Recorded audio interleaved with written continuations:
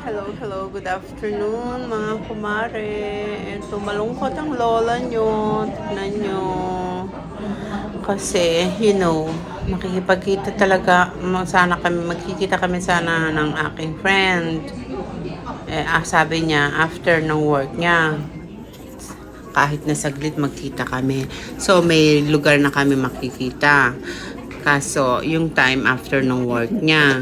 So, una ako nakarating doon sa aming lugar na pupuntahan. Ang kaso, chinachat ko siya, message ko siya, kinukall ko siya. Ay, naku, napudpud ang aking kamay.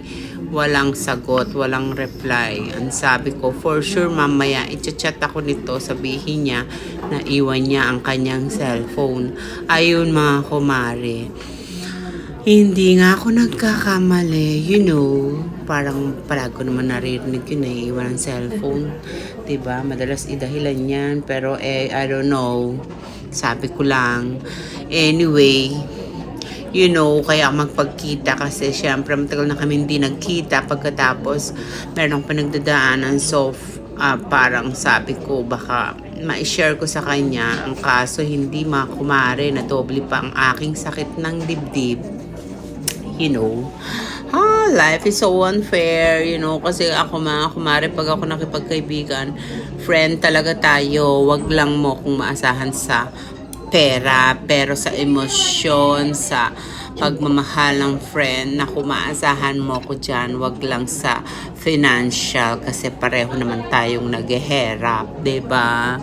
Ay naku, kaya mga kumare, ayan, idinaan ko na lang sa lafang. My God, yung sama ng loob ko, lafang pa more. Mga kumare, let's eat talaga.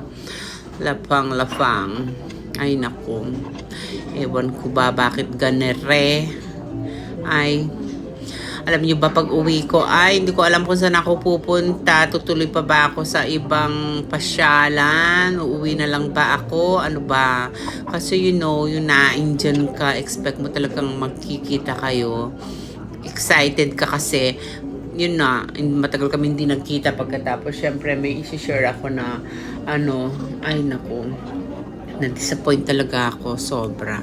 Kaya ayan, ilafang ko na lang siya bago ako uwi ng bahay para kahit paano. Pero actually mga kumare, busog pa ako nito Ayan. Natin ang lafang. Ayan. Nag-only repolyo ako dyan para mamaya labas natin ang sama ng loob natin sa ating throne. Diba mga kumare, lafang pa more. Go.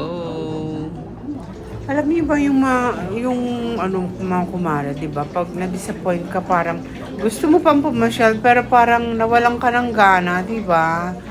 Ang sakit-sakit ng loob ko, grabe. Ay nako, day off ko pa naman, so sa sunod na araw is pang umaga ako.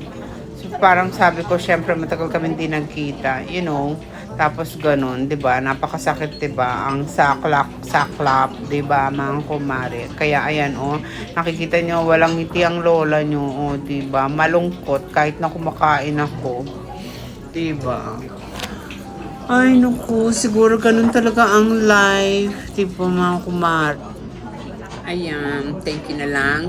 Thank you sa food na lang na aking kinakain today. Masarap siya. Medyo pricey nga lang siya kung kumpara mo sa price ng Pinas.